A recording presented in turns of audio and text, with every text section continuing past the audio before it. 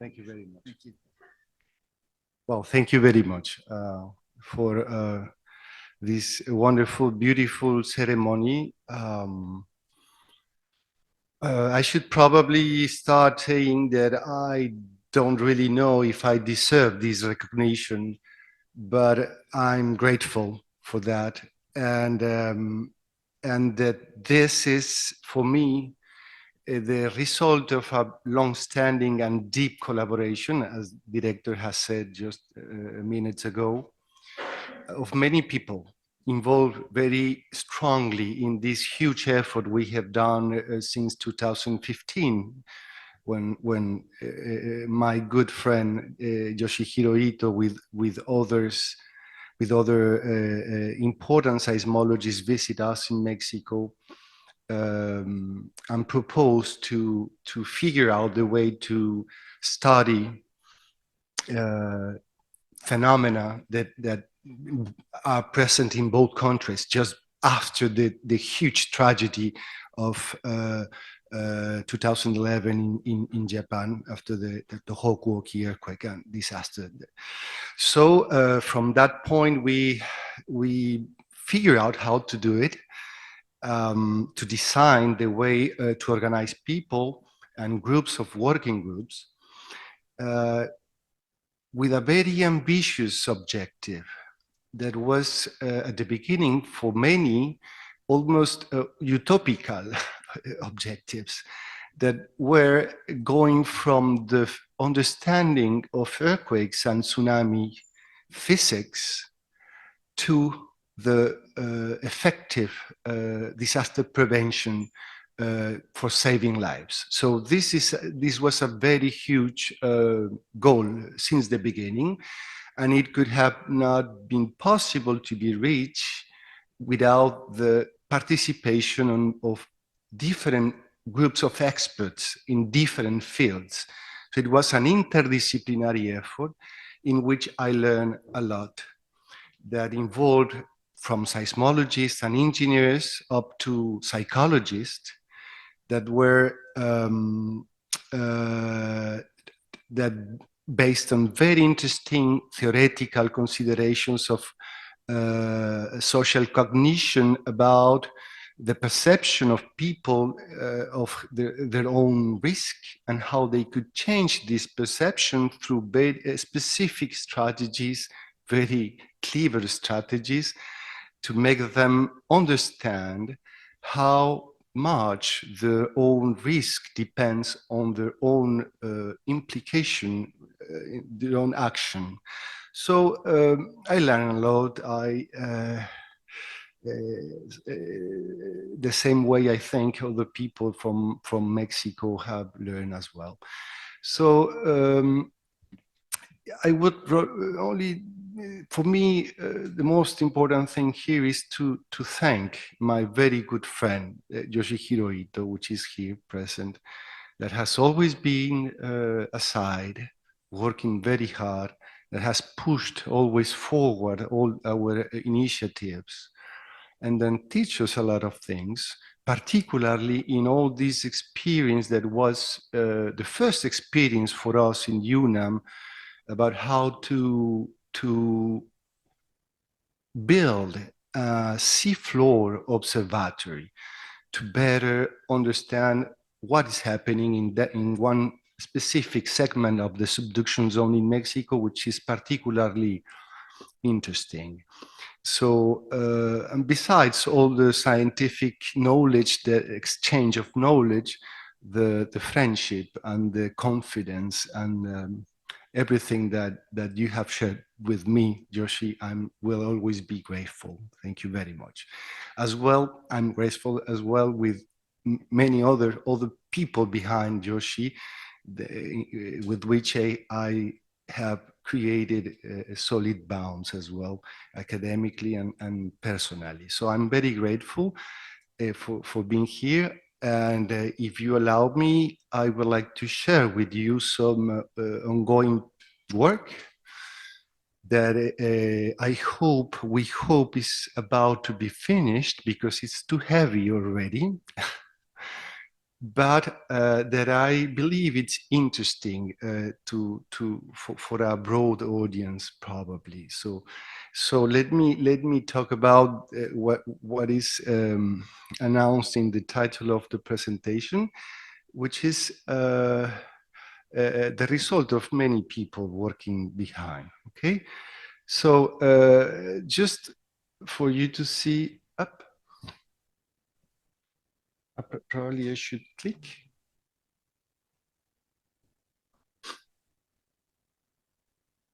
It's okay. So just a beautiful picture of part of the people that have been involved in this beautiful collaborative effort. This was a beautiful meeting held in Nara, close from Kyoto, where most of people are present, but not everyone at all. But it was a very pleasant initial effort to coordinate the work of everyone.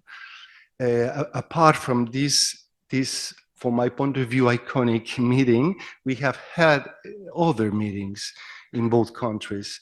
And also during the pandemic, that was a very hard time via Zoom meetings. So it has been a sustained effort to bring together the participants to exchange findings and thoughts. So you know, Mexico, as Japan has the same kind of phenomenology, because both countries lie around the Pacific Ocean, when we know very well several different plates, tectonic plates, go down, subducting continental arcs. So here are the main kind of the main ruptures that have taken place in Mexico, in South Central Mexico. So the most frequent events. Do we have probably a pointer? No. The Zoom. I understand. So I understand. So yeah. Well, so here just below the coast, one important difference with Japan is the distance between the shoreline, the shoreline and the oceanic trench. That's a very key difference between what an earthquake may imply in Japan as in big earthquakes and Mexico. So the distance between this line, which is the place where the plates collide, and the shoreline here is about 65 to 70 centimeters, while in Japan is more than 150 kilometers, if I'm right. So it's almost double, which means that in Japan we have much more place, much more room to have a tsunami-genic earthquake, because a large part of the plate contact lies below the ocean. In Mexico is different, but still we have huge events in the coast, such as those indicated here, thrust events, and then we have other kind of event, much less frequent, which are the intraslab, intermediate depth, intraslab, most of them normal faulting, extensional regime earthquakes, which are those shown here by those kind of explosions. So two very deadly earthquakes of this kind occur on September 2017. The first one, which is the largest ever recorded in Mexico, was this magnitude 8.2 here in the Istmo de Tehuantepec, normal faulting rupture inside the subducting Caucasus plate that produced enormous destructions, particularly in the states of Oaxaca and Chiapas. And 11 days after, a magnitude 7.1 took place right here, relatively very close to the capital, Mexico City, about 130 kilometers in a straight line. And that has strongly damaged and the city and made several buildings to collapse. So, and finally, just these superficial, shallow earthquakes in the crust, just like the last earthquake, in 1st January in Japan, the Tomo earthquake, I think, the Noto earthquake, yeah, the Noto earthquake, which is a tragedy that happened far in the back arc, which means far from the trench. In this case, in Japan, in a compressive regime of stresses, while most of these shallow earthquakes blew in here, which are much less frequent, most of them happen in normal extensional regime. Well, so that's the framework.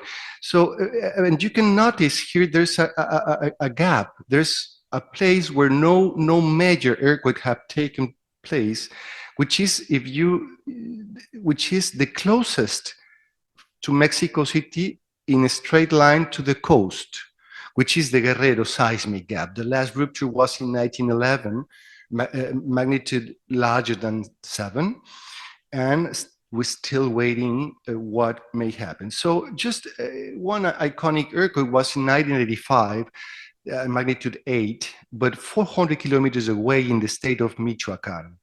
This large earthquake produced enormous damage in the capital, killing about more than 15,000 people, and producing really a disaster scenario, which, by the way, was a kind of turning point of the Mexican society in terms of the civil protection institutions that have been developed since then, and in partly thanks to the support of JICA in Japan, that it was created the National Center for Disaster Prevention in Mexico City, that's still working very hard, and other institutions that have changed, that have strongly reduced the risk, but we still have big, it's not finished at all. Well, so the question was, what would happen if a similar earthquake took place in this part of the subduction zone where no earthquake has taken place since more than a century? And Hiro Kanamori and colleagues did this exercise. They took this, there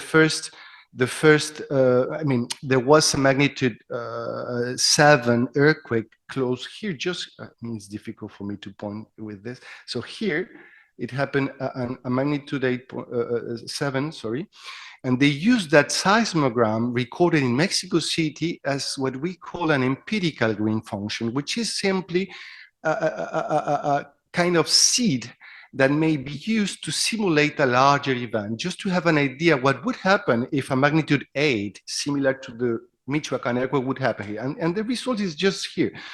Look, they produce 3 different scenarios, and one of them, which is the one I'm pointing here, may have amplitude of motion, ground motion, larger than those experienced during the 1985.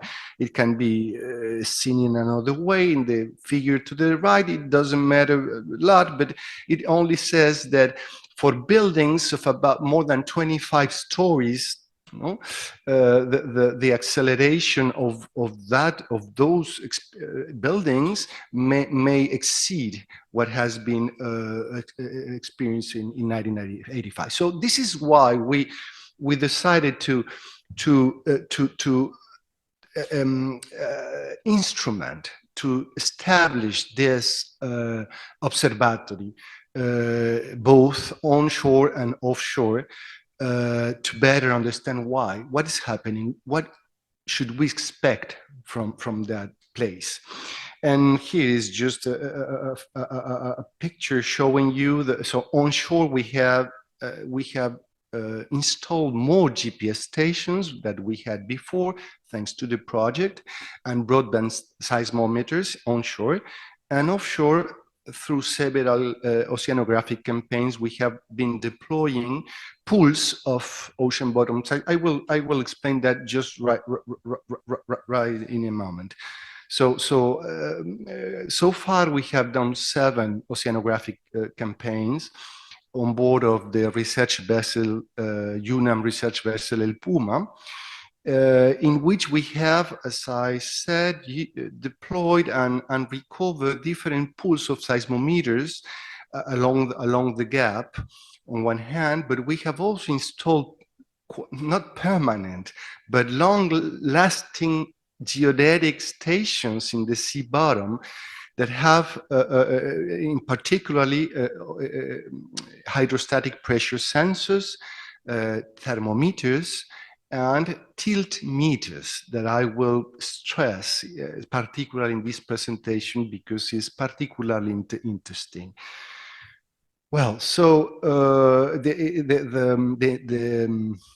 seafloor observatory is composed, as I mentioned, by the pressure sensors. We deployed as well in the incoming plate, so more than 5,000 meters depth. 2 of them, and the rest were deployed in the overthrusting plate, in the North American plate. We have installed 2 arrays of transponders, acoustic transponders, to make GPS acoustic measurements by means of an oceanic drone called Wave Glider, that we're still working to get precise estimates of the horizontal movement of the plate. That's the goal of that effort, and the pressure sensors and all that I have already mentioned. So on September 8, 2021, an earthquake happened in the middle of the gap, a moderate earthquake, so magnitude 7 earthquake, but just in the middle or very close to the network we have deployed in 2017. Okay, so by far, I'm sure this is the Mexican earthquake, the best ever recorded in the near field earthquake in Mexico. So we have different kind of data that record the ground motion, accelerometers, broadband stations farther away, GPS stations, and as we will see as well, offshore instruments. Well, so the first thing we did was to determine the rupture zone of the earthquake. So but for that, we used 2 different satellite interferometric aperture radar images that I'm showing you here of the coseismic displacement. And besides that, all the GPS stations that you see as well in the figure. So by means of a powerful method developed by Professor Tago, here present with us, we have translated that information into a rupture model, which is very well defined here, close to, just below the city of Acapulco. Okay, this is the bay of Acapulco here, and the city is right here. Okay, so and the ellipse you can see here, it's the rupture area, at least the aftershock area of the May 11, 1962 earthquake at magnitude 7 that we have understood, the one of 2021 was a repeating earthquake of that one.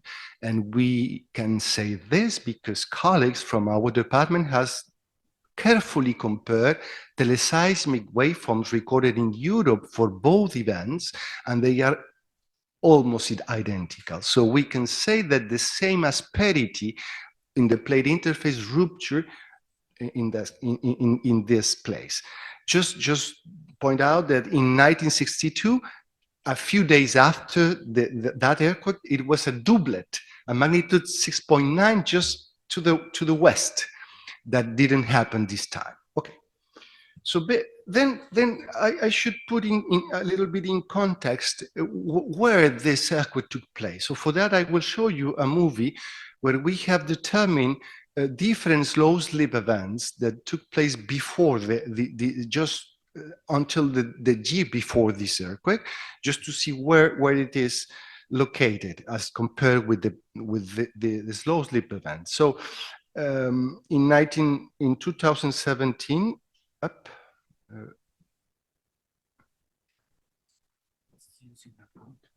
I see. Thank you. So yeah, so here is the 2017 slow slip event in Guerrero, and just after that, there was I put pause because the huge 8.2 on September 8 is not here in the map because it's to the southeast rupture.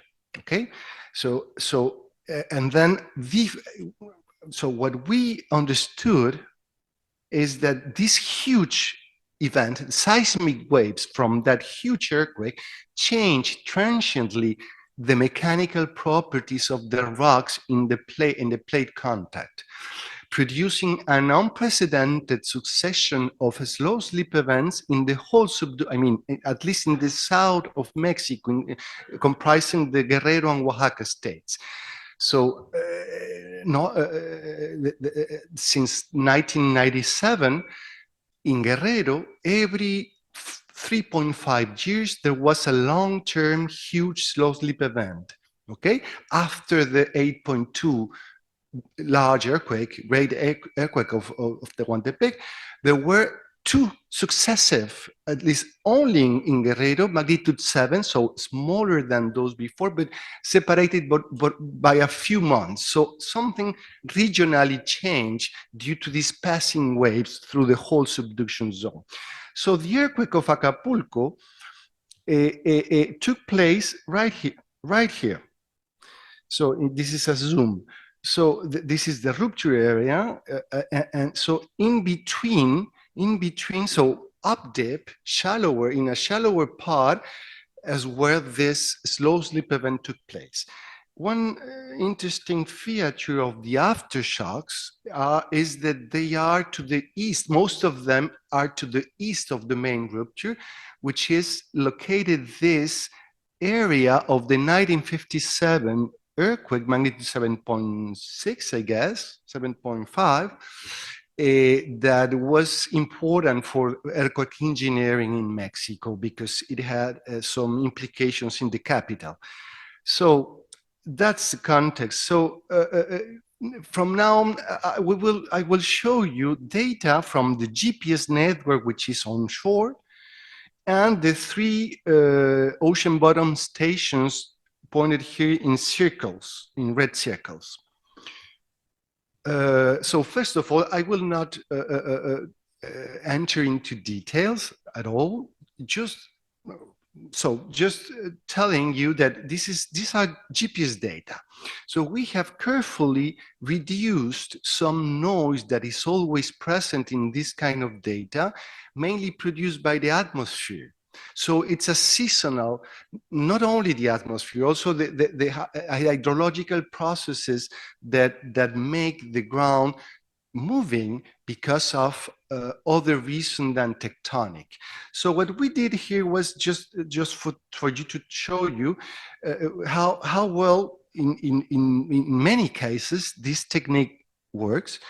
So in black are the corrected signals, and in blue are the original data. And just look at these green spots where we can clearly see how this tendency, this is the vertical component. So this subsidence can be much better seen after correction. But also here, look at this. This uplift related to this slow slip event couldn't be seen before the correction. So it's pretty nice. I mean, this technique to better interpret it. This is important to say because of the implications afterwards. Then we have used also the pressure data. which is, we have the sensors at the seafloor recording every 30 minutes during more than 5 years. We will recover the last instruments next March in a couple of months. And we will then have continuous data, hopefully, if we recover the stations, for more than 6 years continuously. And these data, if we analyze them in detail, we see, for instance, in the deepest sites, OBP 4 and 5, in the incoming plate 5 and 4 close to the trench, they are the red and blue lines are very similar. The correlation between them is very high, which is not the case with the green line, which is the shallowest point here, about 1,000 meters depth.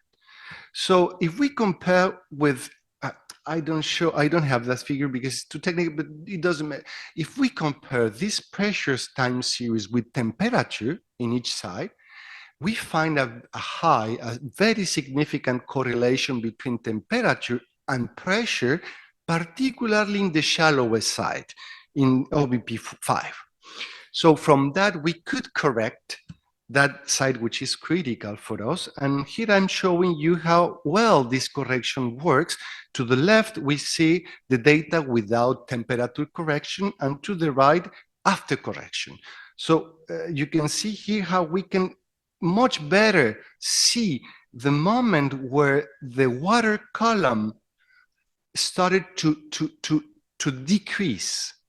This is the increment of the water column, so it's going down, so the water column is reducing. And this vertical line is the time of the Acapulco earthquake. So 3 months before the event, in this side started likely to go up, to rise, the rock. Good. That's the hypothesis, and this is the data after correction as well in the other side. So, well, and finally, I would like to take a little bit more time in this data, because no other data has been analyzed in the world of this kind. Just colleagues from Janstech, if I'm right, in DUNET, they have deployed 2 tiltmeters, very sophisticated and high precision tiltmeters, where they have managed to record a slow slip event like a year and a half ago. Just simultaneously, as we also found something interesting that I will present you more in detail, because I should convince you that we are actually recording slow slip events with very cheap instruments that are inside these stations. So these are the raw data. It's not exactly the raw data, because I have already removed the outliers. But if I put you the raw data aside, is the same, just without outliers. So this is what comes out from the instruments during the 5 years. And look here, this is the shallowest side. First of all, when I saw this time series and found this jump in March 2022, we went to the sea. So right after, 4 or 5 months after the earthquake of Acapulco, and we found this. So it's a discontinuity in the tilt, 2 components that occur the day of the earthquake. And then I started to see this series during months and months, and I get persuaded that something was inside them, probably related to what is happening below, in tectonically speaking. So, but one of the challenges was, first of all, to orient the station. The first challenge, because we launched the station and we are not able to know what's the orientation. So we figured out a way to assess, to estimate the orientation by simply taking a long baseline in both components and then obtaining the eigenvectors of the covariance matrix and assuming that the first eigenvector is parallel to the plate convergence direction. That's the big hypothesis. So we simply are assuming that the direction in which this instrument is tilting the fastest will be parallel to the plate convergence. So we are assuming that they are actually recording the long-term deformation from the plate convergence. So that was the big hypothesis. And from that, we could then have a priori orientation of the instruments. And as you can see here now, the east-west tilt and the north-south tilt. Here is the jump associated with the earthquake that, by the way, it's after independent orientation points toward the earthquake. So it's not a proof at all that the orientation has been well done, but it's interesting. It's a nice coincidence. Well, afterwards, by taking, so looking at this time series, this is in the plate convergence direction. There are some features that are provoking, or how to say. So one of them, for instance, is this. After this earthquake that was 150 kilometers to the east in the state of Oaxaca, there's this big and fast tilting episode. But closer to the Acapulco earthquake, something apparently is happening before the earthquake, and then after the earthquake as well, things are changing. Not for mentioning also after the 7.8 Michoacan earthquake was not in the same place as the 1985. Also, there's a change in the trend that is seen in the whole 3 tilt meters we have, okay? The four, because we deployed the last one in March 2022. Yes. So, so once oriented, here is just a representation, graphical representation to feel how the tilting is behaving as the time goes by. So the coseismic jump, and then here below you see the direction of the inclination of the seafloor, or at least of the instrument. Okay, so the intuition was that something was inside this data. So let's compare with the theory. What should we expect in terms of measurements of the tilt if we make some theoretical estimates? So this is what I'm showing here to the left. We took a relatively long GPS data and pressure data window, inter-SSC window. So when no slow slip event, no earthquake was in that, was devoid of those events, those windows, and then inverted for the coupling. Yeah.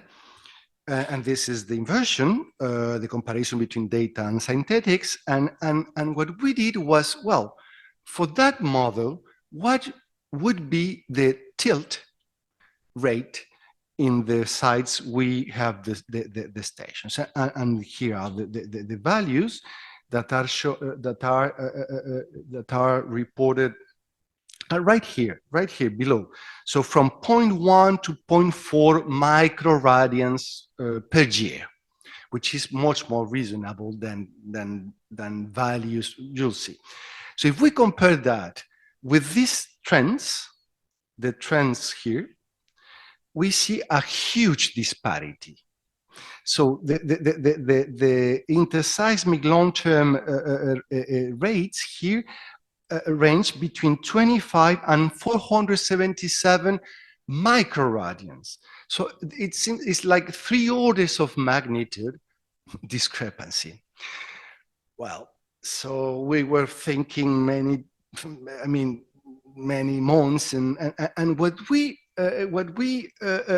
believe could happen if we continue to accept that we are recording something tectonically is what I'm going to explain briefly right now. So it seems that the instruments are recording something which is, at least in the long term, much more faster, is tilting much more faster than the tectonic plate tilting rate that we expect from theory.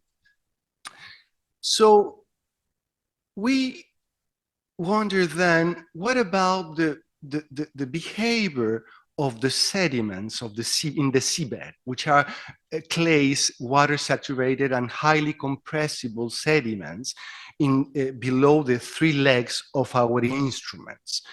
So Yoshi once came to tell me that probably in the ship we were trying to figure out why this discrepancy, and he said, well, probably it's because when tilting the substrate, the rock, so then the legs of the instrument are experiencing different forces or pressures. They are exerting different pressures to the ground. And this may probably produce a differential settlement of the sediments, then amplifying the actual tilting of the instrument.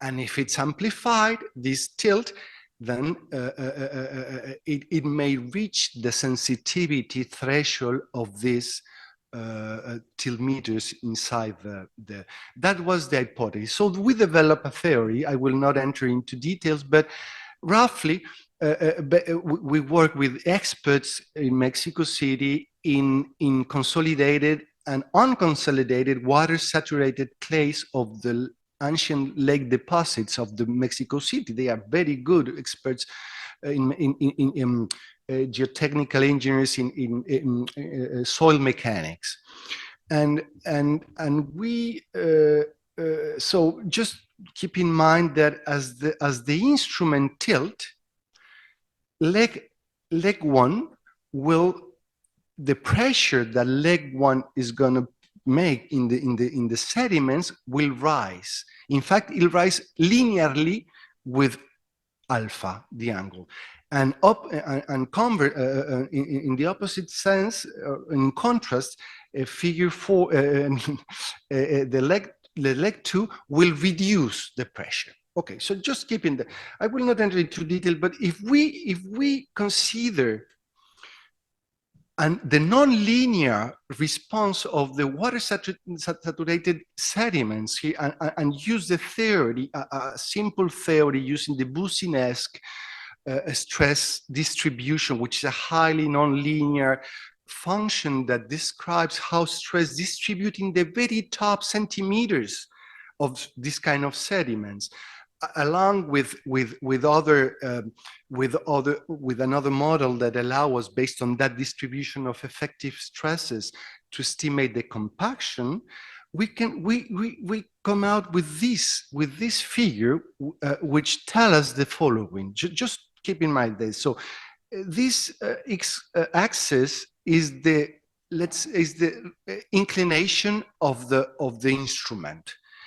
The inclination of the, let's say, the tectonic plate, the solid below the sediments. And in the blue axis is the actual inclination of the instrument because of this differential settlement. So tilt is amplified. And the red curve is the amplification factor. So, and this continuous line point out the sensitivity threshold of the instrument. So once we go beyond this line, the instrument is likely to record what is happening. So and then of course we have explored different properties of the sediments that are relatively well known in the literature, and then to see and conclude that this is a first order proof of concept theory that points out that it is reasonable to think that the mechanism allowing us to see a tectonic signal is this differential convection. It's not far away, very far away, this idea from the reality at least. And okay, and here then we could correct the amplification factor from those recorded trends and the theoretical trends, and the amplification factors is range between 900 and 1000. Well, once corrected in this way, I'm approaching. I haven't taken the time, but sorry. Could you would tell me? It's okay. Okay. Okay, so I'm just showing you here how tilt evolves with time. So this is an azimuthal histogram, and in the incoming plate, most of time, so these are windows of the time series, and for each window, we determine the direction of tilting, which is shown in this radial diagram. So most of windows are pointing to the opposite direction of the plate convergence. Yeah, so this is tilting to the south roughly. While in the incoming, but there are some interesting episodes where tilt is turning in the opposite direction. Let's say fast. These are like fast tilt reversals. And while in the incoming plate, they always point out at least to the, or close to the convergence plate direction in the opposite, no? Which makes sense if this is like this, and the other side is pretty stable, very slow tilting rates. So I should go forward just to finish the presentation. So this is a comparison between different kind of data. In top, we see the tilt time series, the principal component. In blue, the pressure, the collocated sensors in pressure gauges, and 3 GPS displacement time series in the north-south component. And we see that in the seafloor instruments, this signal that I was pointing out before in the OBP, so this is already, is not any longer the water column, it's just the vertical displacement of the point. So there's an uplift of this signal about 3 months before, which coincides pretty well with this changing slope of the tilt. So even in the incoming plate, there seems to be something happening, probably slightly before, okay? So this started to give us more confidence on what we were looking at. And this is several GPS time series on shore that if we plot into a map, we can see the displacement vectors offshore here in vertical and the onshore in before everything what happened. And this is the huge slow slip event that took place after the earthquake. Okay, we'll see the inversions right away. So just for you to see the contrast between both time periods, time windows, and recall that the Acapulco earthquake took place right here, a small magnitude 7, just right here. Okay, so now I'm presenting the joint inversion of GPS onshore, vertical displacement pressure sensors, and the tilt in two of the 3 stations. We are unable yet to compute in the right way the Green's function, with something that we need to invert that data in the incoming plate. So we hope to solve that problem, but doesn't matter. So here you can see the fit between the theoretical and the observed tilt and how it evolves with time. Look how this tilt is turning until the day before the earthquake. Of course, we have done many tests, including and excluding the tilt components, only inverting GPS, GPS with OBP, to see how much this information fits our models, and they are consistent in some ways, important, but not for this tiny propagation of a small slow slip event before the earthquake. Once the earthquake happens, we have, I'm showing you just the inversion of 3 successive windows. So this could probably be is the after slip. So the slip that comes after the earthquake in the next 45 days, more or less.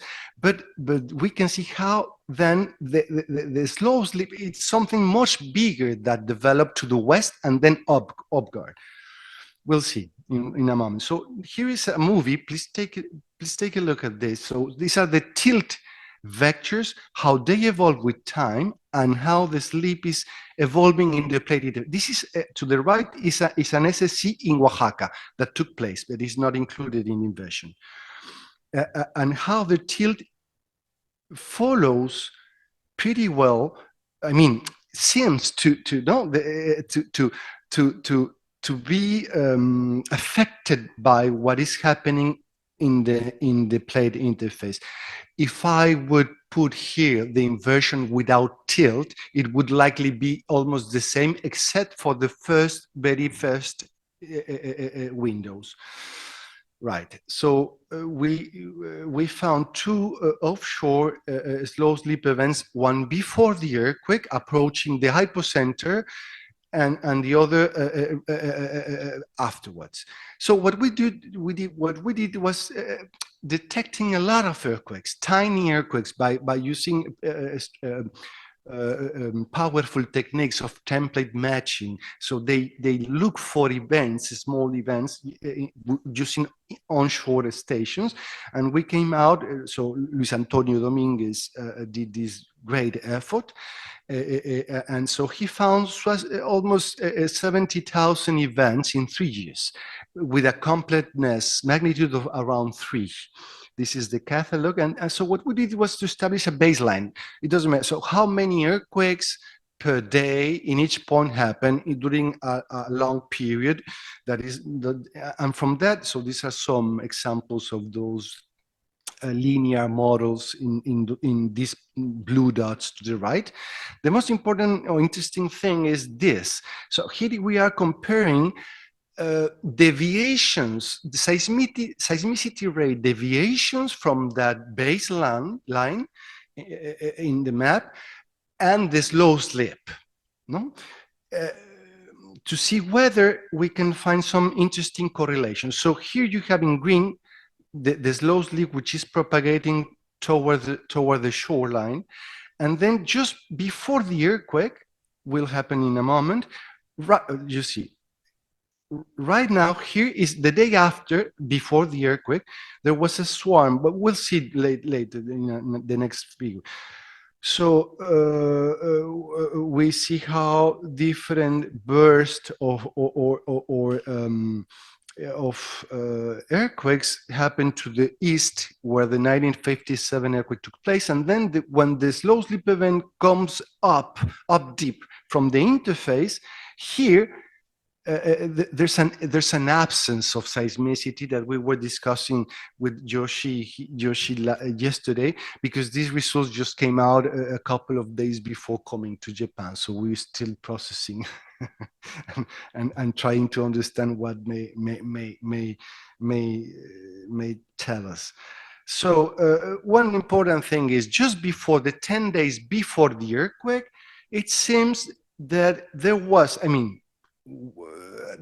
an increase of seismicity right in the hypocentral region, not in the main rupture area. Please see this. So this is the main rupture area, and the hypocenter was offshore, where there was a rise of seismicity that you can see also here in this rising curve, and to the west. Then I have almost done with the presentation. This is almost the last different windows where we can see at the beginning this huge increase of seismicity after the earthquake, and then what I mentioned before, how the same region can behave very differently when the slow slip goes through it.